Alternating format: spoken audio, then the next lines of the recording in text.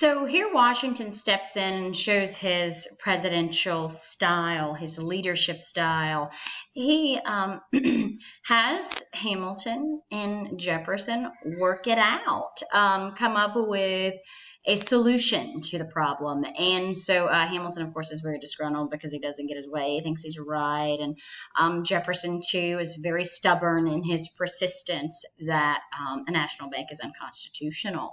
The resolution comes when Hamilton proposes that a new Capitol building be constructed, like a new Capitol location be constructed, and that it be placed in the South. And at this time, of course, Virginia is considered Southern. It's a powerful Southern state at this time.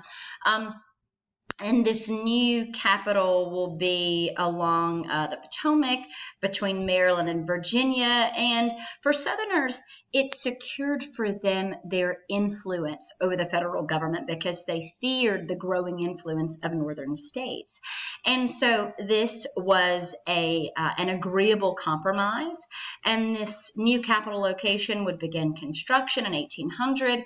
The first president, who is by this time, it's Adams, will move into this new Capitol building in 1800, or the White House, which is located in the District of Columbia, Washington, D.C. So we get a national bank as a result of this compromise that establishes the Capitol building. Oh, and not just the Capitol, but the District of Columbia, the capital location for the nation, which will include a Capitol building where Congress will govern there or pass laws. They will legislate, Congress will, and then the president's White House building will be located there as well. But the District of Columbia, Washington, D.C., and that's constructed throughout these years, and it's completed in 1800. So this begins our nation's two-party system. There's nothing in the Constitution that says anything about parties. It's just sort of an evolution of America's political history. So Jefferson will become the face of a new political party, the Democratic-Republican political party, which will have its support from the Western frontier and Southern states. And then Hamilton will become the voice of the Federalist Party. The two-party system we have had throughout America's history. And our first two political parties were the Democratic Republicans, led primarily by Thomas Jefferson, and then the Federalists, led primarily by Alexander Hamilton. And their ideas about governing are central in the political parties' platforms. Like the Federalists are going to be for strong central government. They're going to want the federal government involved in a national economy.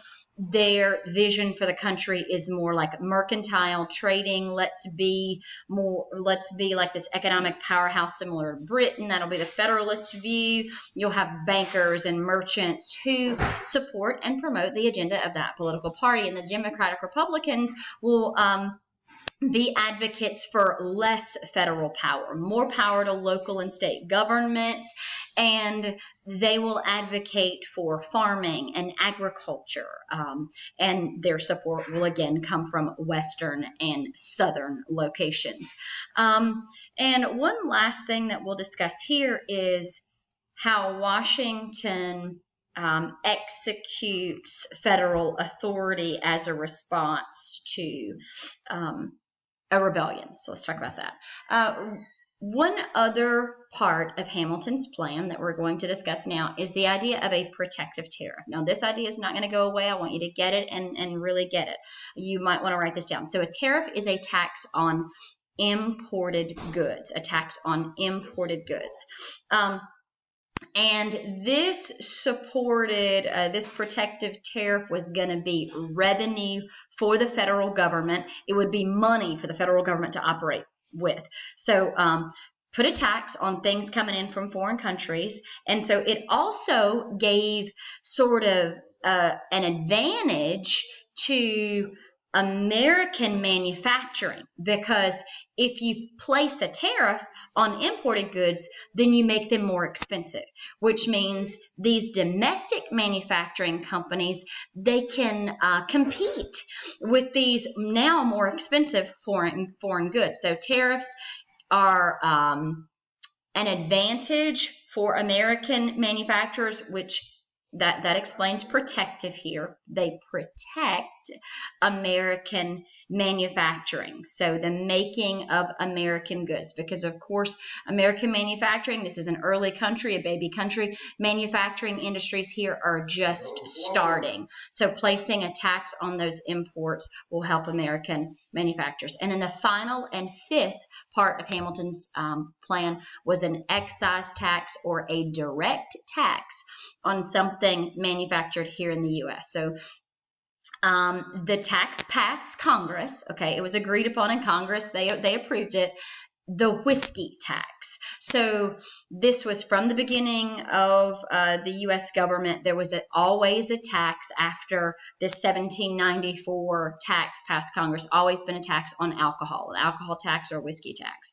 Well, farmers out in western Pennsylvania became angry, disgruntled because of this tax. Remember that a lot of western and southern locations see federal taxes as oppressive. So they would distill their excess grain, and now you've got a tax placed on that.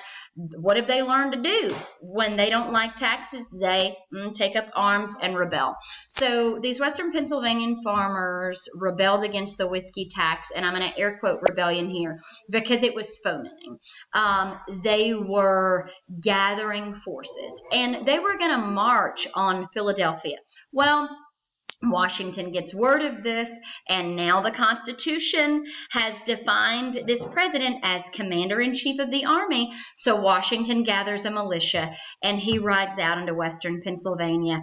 And these farmers have a great deal of respect for Washington. It is, to them, it's General Washington.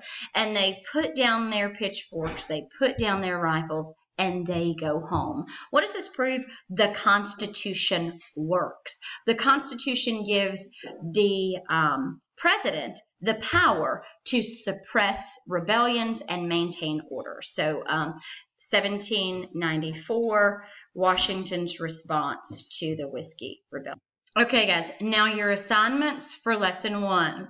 Complete the thread on Washington as the first assignment, and then there is a Nearpod for Hamilton versus Jefferson. So those are 2 graded assignments for lesson 1.